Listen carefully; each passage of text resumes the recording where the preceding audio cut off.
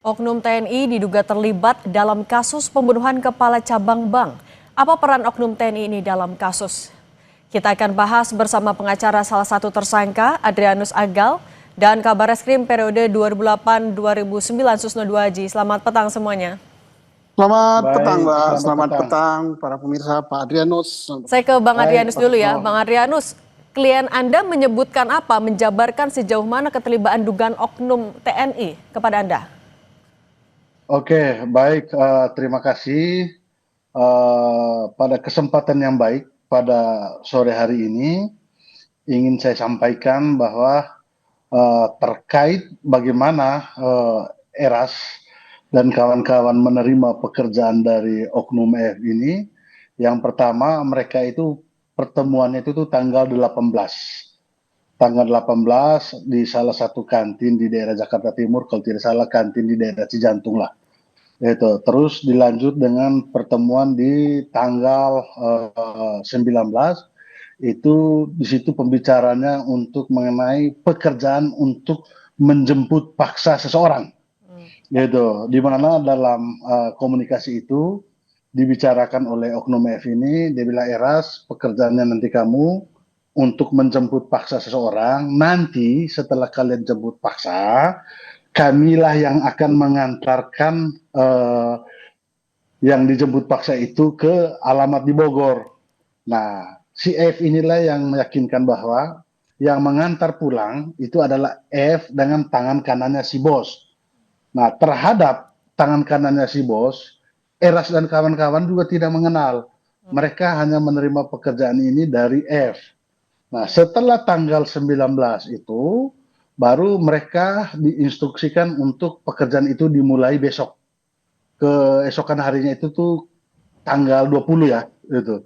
Nah, pada saat tanggal 20, nah, melalui pesan telepon, WA atau apapun semua, Eras dan kawan-kawan diarahkan melalui tim pengintai itu tuh untuk diarahkan di Lotte Mart di daerah Jakarta Timur.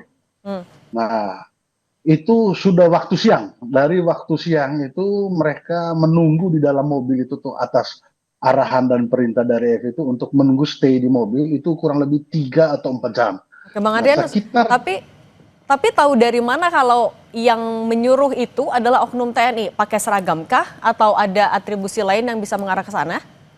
Nah, begini, perkembangan waktu sekarang ini kan baru kita berbicara ada yang namanya oknum TNI. Tapi yang sebenarnya bahwa sebelumnya tersangka adik kami Eras sudah mengenal karena beberapa kali main di tempat kerja di Eras begitu. Nah, tapi pada saat waktu pekerja seperti itu tidak ada bilang pakai baju seragam atau apapun semua, tapi mereka mengetahui bahwa mereka ini oknum lah. Itu Oke. artinya biar lebih nyaman kita berbicara oknum di sini ya. Oke, TNI Itu mana Bang Adrianus? saya Matra. tidak bisa menyebutkan seperti itu. Saya hanya mau mengungkapkan nanti di fakta persidangan, Oke. karena saya juga sedang mengajukan justice kolaborator juga terhadap Oke. perkara ini. Oke, nanti kita bahas ke Seperti itu. sana, tapi saya mau ke Pak Susno dulu. Pak Susno, ini kan sudah bergulir, sudah 15 tersangka juga yang ditangkap, tapi kasusnya kayaknya belum terbuka terang benderang semuanya. Apa yang membuat polisi hati-hati? Apakah dugaan keterlibatan oknum TNI juga yang bikin hati-hati? Ya, baik sekali ya. Jadi informasi yang disampaikan oleh penasihat hukum daripada salah satu tersangka yang katanya sampai saat ini tersangka itu adalah sebatas kejahatan untuk menjemput paksa atau penculikan ya. Nah, apakah betul sampai penculikan atau juga tahu akan dibunuh itu tergantung hasil penyidikan nanti. Tetapi sudah didapat suatu informasi yang sangat baik bahwa ada keterlibatan pihak lain yang dikatakan adalah oknum daripada TNI. Nah, TNI apa dan siapa inilah yang perlu diperjelas oleh penyidik. Dan ini karena disampaikan oleh penasihat hukumnya dan penasihat hukum dapat dari tersangka, saya kira ini harus didalami. Dan yakinlah kalau itu benar dari salah satu TNI kan ada 3, darat, apa laut, apa udara. Saya yakin bahwa TNI akan serius untuk mengungkap karena TNI pasti tidak setuju dengan perbuatan yang dilakukan oleh anggotanya yang melanggar hukum. Terlebih lagi pelanggaran hukumnya adalah pembunuhan berencana dan penculikan, pasti akan mencoreng nama TNI, dan pimpinan TNI pasti akan bekerja sama dengan baik untuk mengungkap kejahatan ini. Artinya Saya tidak kira akan jadi kendala ya Pak Susno? tidak malah tambah enak ya. Tambah enak asal disampaikan kepada pimpinannya, pasti pimpinannya akan Ya. mengusut tuntas itu. Nah, tapi ya bagus ya tadi dari advokatnya ya, tidak terlalu gegabah gitu menyebut, biarlah nanti Polri yang menyampaikan kepada satuan mana hal itu. Dan saya yakin kalau informasi ini sudah masuk ke Polri, pasti Polri akan menghubungi pimpinan satuannya, karena Polri pertama tidak berwenang untuk menyidik militer aktif. Itu bukanlah kewenangan dari Polri. Dia tidak tunduk pada hukum sipil, tapi tunduknya pada hukum militer. Oke, kalau gitu Bang Adrianus, Anda juga dapat info. Oke, mereka saling kenal, klien Anda dan juga dugaan oknum ini. Tapi apa alasannya bisa sampai menyuruh klien Anda? Hubungannya seperti apa? Motifnya apa? Dan adakah janji ekonomi misalnya setelah itu? Oke, baik. Begini, yang harus kami katakan juga bahwa antara Eras dengan Oknum F ini, mereka sudah kenal kurang lebih berapa bulan lah sebelumnya. Dan memang untuk tersangka Eras, dia adalah sebagai pekerja keamanan lepas dan sebagai penagih utang. Nah, Eras ini menurut saya sebagai abang-abangnya punya kepribadian yang bagus, attitude-nya sangat bagus. Namun di dalam khususnya perkara ini pada saat kami mendampingi di Polda Metro Jaya dan kami sudah nyatakan di dalam BAP itu bahwa memang terkait bayaran yang diberikan ke Eras dan kawan-kawan itu pada saat mereka telah melakukan jemput paksa itu kalau tidak salah itu 45 juta rupiah. Yang sebelumnya dijanjikan lebih tapi ternyata dipotong oleh Oknum F ini. Itu untuk satu orang atau dibagi 4, Bang Adrianus? Enggak, itu dibagi 5 orang. Karena ini pekerjaan ini kan si Oknum F ini kan bilang, Eras, ini ada kerjaan, kalian itu hanya menjemput saja dan kamu menyerahkan dia ke suatu tempat.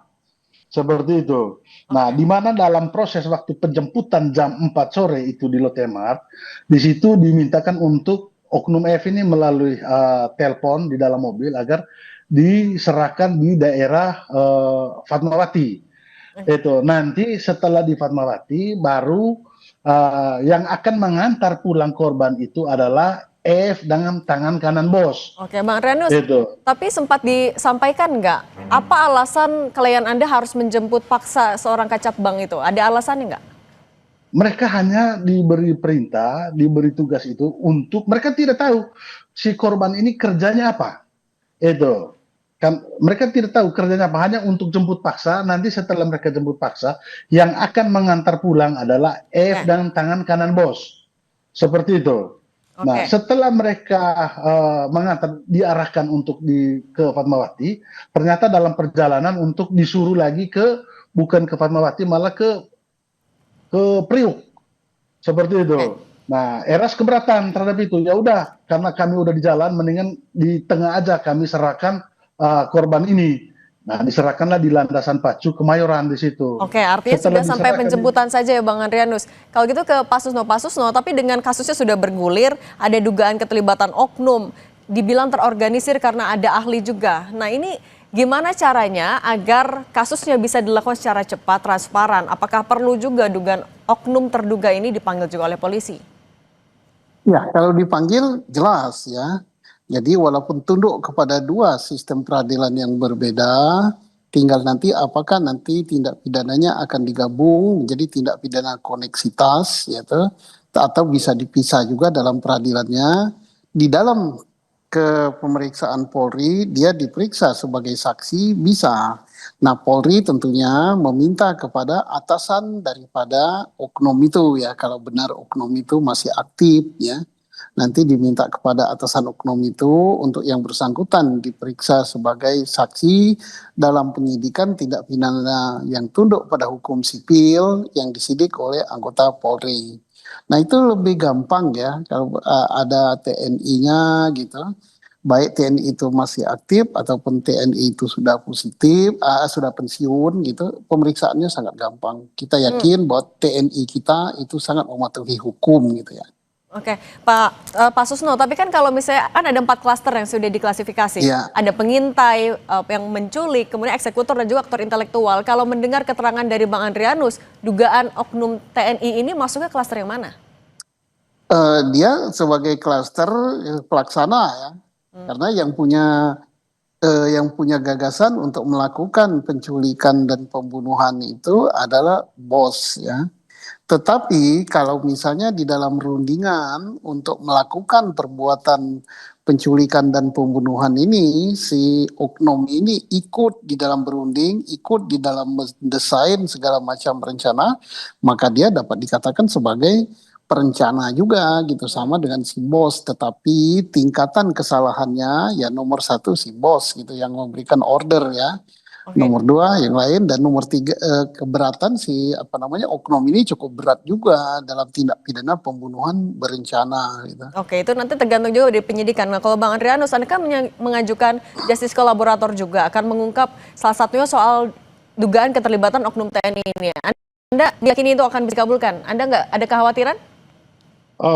Tentunya kita meyakini itu ya. Artinya dengan alasan itu juga kan bahwa akan membantu klien kami untuk pertama mengungkap fakta yang sebenarnya dan yang kedua itu tentunya sebagai kami penasihat hukum akan meringankan klien kami. Tapi nanti akan dibuktikan semua di dalam persidangan dan majelis hakim pasti akan melihat bahwa apakah GC yang kami ajukan ini akan membantu, tapi kami tetap akan berharap seperti itu. Tetaplah majelis hakim yang akan menilai dan memutus. Oke, baik. Karena per kemarin sudah perpanjangan penahanan sudah 20 hari, ini 40 hari. Saya berharap ini segera di proses persidangan. Oke, nanti Seperti itu. kita akan pantau juga perkembangan bagaimana Bang Adrianus Agal dan Pak Susno Duaji. Terima kasih sudah berbagi bersama kami. Sehat selalu semuanya. Amin. Baik, Terima terima kasih. kasih. Selamat sore.